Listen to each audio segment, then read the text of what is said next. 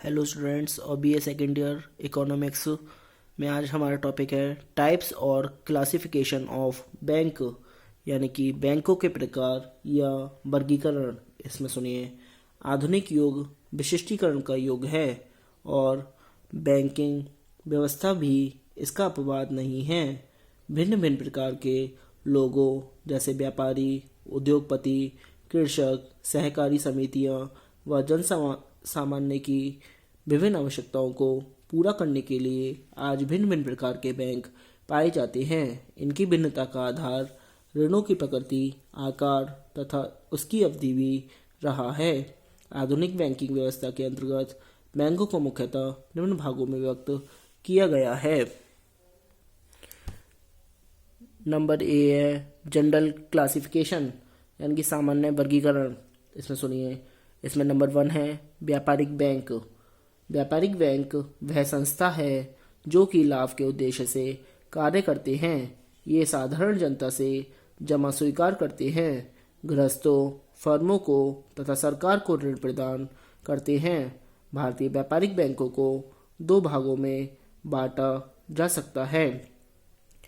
Number आ है अनुसूचित bank. इसमें सुनिए, अनुसूचित बैंक वह बैंक है जिसका नाम रिजर्व बैंक ने अपनी द्वितीय सूची में सम्मिलित कर रखा है। रिजर्व बैंक इस अनुसूची में केवल उन्हीं बैंकों को सम्मिलित करता है जो निम्नलिखित शर्तें पूरी करते हैं। नंबर 1 है उनकी चुकता पूंजी व संचित कोष मिलाकर कम से कम 5 लाख रुपए के बराबर होने चाहिए। नंबर 2, उनको अपनी मांग, देयता एवं काल देयताओं का निश्चित भाग रिजर्व बैंक के पास नकद कोष के रूप में रखना पड़ता है। इन्हें प्रति सप्ताह अपना स्थिति विवरण रिजर्व बैंक को भेजना पड़ता है। इन बैंकों को कोई ऐसा कार्य नहीं करना चाहिए जो जमादाताओं के हित में ना हो। जो बैंक अनुसूचित बैंकों की श्रेणी में आ जाते हैं उन पर रिजर्व बैंक का प्रत्यक्ष नियंत्रण स्थापित हो जाता है और रिजर्व बैंक उन्हें कुछ विशेष सुविधाएं प्रदान करता है। ये सुविधाएं इस प्रकार हैं। नंबर आ, बिलों को पुनः भुनाना,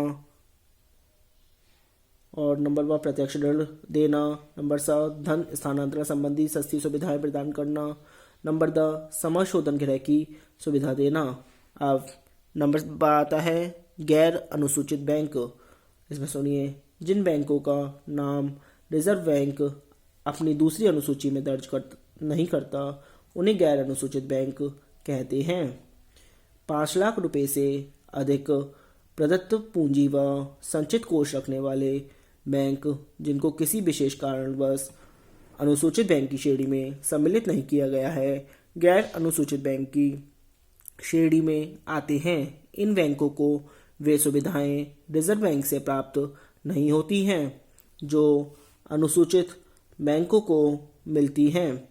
नए बैंकिंग विधान 1949 के अनुसार अब गैर अनुसूचित बैंकों पर भी रिजर्व बैंक का नियंत्रण हो गया है। गैर अनुसूचित बैंकों के लिए यह भी आवश्यक हो गया है कि वे अपनी कुल जमा का एक निश्चित प्रतिशत रिजर्व बैंक के पास अथवा अपने नकद कोष के रूप में रखें। नंबर 2 आता है औद्योगिक बैंक।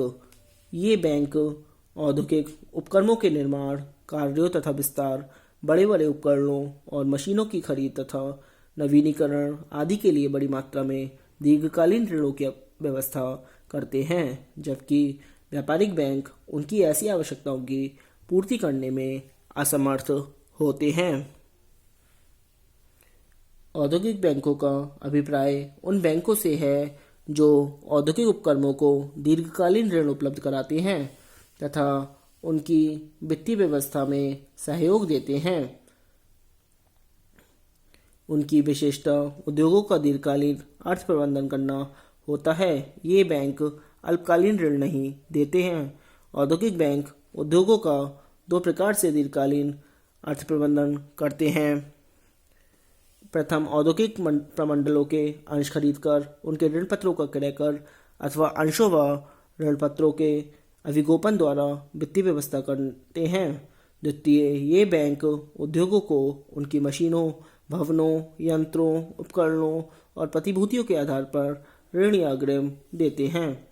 अब आता है औद्योगिक बैंकों के कार्य। इसमें नंबर फर्स्ट है दीर्घकालीन निक्षेप स्वीकार करना, जिससे उनका प्रयोग दीर्घकालीन ऋण प्रदान करने में किया जा सके। नंबर सेकंड उद्योगों को दीर्घकालीन ऋण प्रदान करना। ये बैंक उद्योगों के अंशों और ऋण पत्रों का क्रय अथवा अभिगोपन करके तथा उनकी स्थायी संपत्ति एवं प्रतिभूतियों की जमानत पर उन्हें दीर्घकालीन ऋण प्रदान करते हैं। नंबर थर्ड अन्य कार्य। उपयुक्त कार्यों के अतिरिक्त ये बैंक विनियोगकर्ताओं एवं उद्योगपतियों को ऋण एवं विनियोग संबंधी आर्थिक सलाह भी देते हैं। अब नंबर थर्ड आता है विदेशी विनिमय बैंक। इसमें सुनिए, ये एक ऐसी संस्था या एजेंसी है जो विभिन्न देशों की करेंसियों का पारस्परिक रूप से विनिमय संभव कराती है। उसे ही विदेशी विनिमय बैंक के नाम से जाना जाता है। श्री बी रामचंद्र राव के अनुसार विदेशी विनिमय बैंक उस बैंक को कहा जाता है जो विदेशी व्यापार को सहायता पहुंचाता है और एक या विभिन्न देशों में फैली हुई अपनी शाखाओं के द्वारा विभिन्न देशों के पारस्परिक लेन देन का भुगतान करते हैं। अब आता है विदेशी विनिमय बैंक के कार्य। इस पे नंबर फर्स्ट है विदेशी व्यापार की आर्थिक सहायता करना। विदेशी विनिमय बैंक का एक महत्वपूर्ण कार्य विदेशी व्यापार की आर्थिक सहायता करना है। इस कार्य के अंतर्गत आयात एवं निर्यात दोनों व्यापारों को सम्मिलित किया जाता है। नंबर सेकंड आंतरिक व्यापार की वित्त व्यवस्था।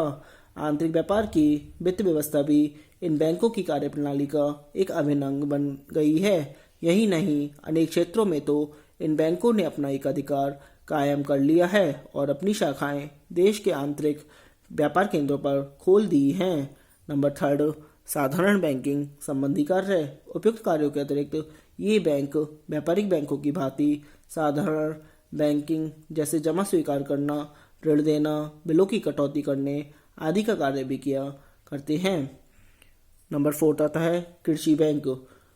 कृषि का कार्यों में वित्तीय सुविधाएं प्रदान करने के उद्देश्य से कृषि बैंकों की स्थापना की जाती है। कृषि संबंधी ऋण 3 प्रकार के होते हैं। नंबर आ है अल्पावधि ऋण। किसानों को बीज खरीदने, खाद लेने या लगान देने के लिए 6 मास से लेकर 1 वर्ष तक के ऋण की आवश्यकता होती है। इसे ही अल्पकालीन ऋण कहते हैं। नंबर बा मध्यावधि ऋण। ऐसे ऋणों की अवधि 3 साल तक की होती है और किसानों को औजार व बैल खरीदने के लिए इस प्रकार के ऋण की आवश्यकता होती है। नंबर सा दीर्घावधि ऋण। भूमि खरीदने या भूमि में स्थायी सुधार करने के लिए किसानों को दीर्घकालीन ऋण की आवश्यकता होती है। ऐसे ऋणों की आवश्यकता 5 साल से 25 साल तक की हो सकती है।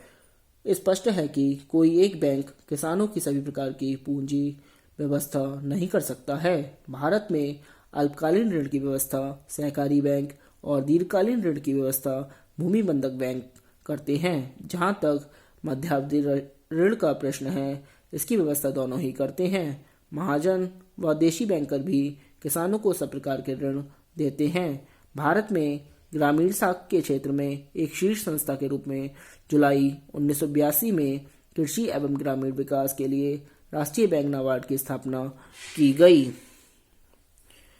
नंबर 5 आता है सहकारी बैंक।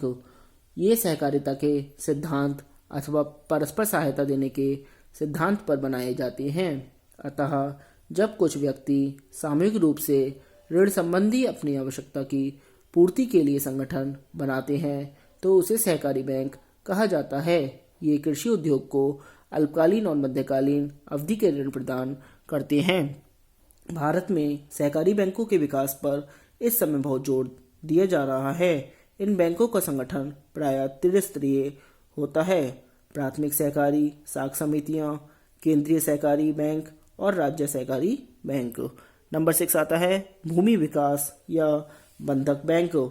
भूमि विकास बैंक से आशय उन बैंकों से है जो कृषि भूमि बंधक रखकर भूमि विकास के लिए दीर्घकालीन ऋण की व्यवस्था करते हैं। उक्त प्रक्रिया के दौरान भी भूमि कृषक के पास ही रहती है और उस पर खेती भी करता है। केवल भू स्वामित्व संबंधी अधिकार बैंक को तब तक के लिए हस्तांतरित हो जाता है जब तक कि ऋणों का ब्याज सहित भुगतान नहीं कर दिया जाता। इन बैंकों का संगठन प्रायः दो स्तर पर होता है, प्राथमिक भूमि विकास बंधक बैंक और केंद्रीय भूमि विकास बंधक बैंक।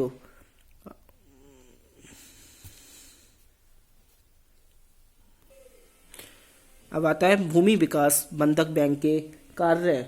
इस बैंक के प्रमुख कार्य निम्नलिखित हैं। नंबर फर्स्ट है दीर्घकालीन ऋण। भूमि विकास बैंक किसानों को भूमि क्रय करने, सुधार करने, कृषि उपकरण खरीदने, पुराने ऋणों को चुकाने तथा बंजर भूमि को कृषि योग्य बनाने के लिए दीर्घकालीन ऋण प्रदान करता है। नंबर सेकंड बचत को प्रोत्साहन। ये बैंक कृषकों को बचत की ओर उन्मुख करने एवं उनके निक्षेपों को अधिक उत्पादन कार्यों में गतिशील करने में सहायक होते हैं। नंबर थर्ड वित्तीय परामर्श। भूमि विकास बैंक अपने ग्राहकों को आर्थिक एवं वित्तीय मामलों में उचित सलाह भी प्रदान करते हैं। अब नंबर 7 आता है बचत बैंक। ये बैंक कम आय वाले व्यक्तियों में बचत को प्रोत्साहित करने के लिए छोटी छोटी रकमें निक्षेप के रूप में स्वीकार करते हैं तथा उनकी सुरक्षा करते हैं। जैसे भारत में डाकघर, बचत बैंक, अमेरिका में ट्रस्टी सेविंग बैंक आदि। इन बैंकों का उद्देश्य अल्प बचतों को प्रोत्साहन देना है। नंबर 8 आता है केंद्रीय बैंक। यह देश का सबसे प्रमुख बैंक होता है। यह देश के अन्य बैंकों का बैंकर, सरकार का एजेंट, मुद्रा एवं साख का चलन एवं नियंत्रण कर देश की मुद्रा का आंतरिक और बाह्य मूल्य स्तर पर बनाए रखने का प्रयत्न करता है। अब नंबर 9 आता है अंतर्राष्ट्रीय बैंक। विभिन्न देशों के मध्य व्यापार और विनिमय की वित्तीय समस्याओं के लिए अंतर्राष्ट्रीय बैंक की आवश्यकता समझी जाती है। यदि इन समस्याओं को हल न किया जाए तो संबंधित देश व्यापार और विदेशी पूंजी के आयात निर्यात पर विभिन्न प्रकार के नियंत्रण लगाने लगते हैं। नंबर 10 आता है देशी बैंकर्स।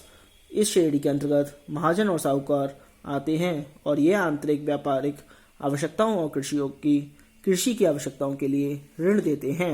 नंबर 11 आता है अन्य बैंक। उपयुक्त बैंकों के अतिरिक्त विदेशों में विशिष्ट सेवा प्रदान करने के लिए कुछ अन्य प्रकार के बैंक भी होते हैं। जैसे अमेरिका में विनियोग बैंक, मजदूर बैंक, इंग्लैंड के मर्चेंट बैंक, कटौती गृह आदि। आज के लिए इतना ही। Thank you very much.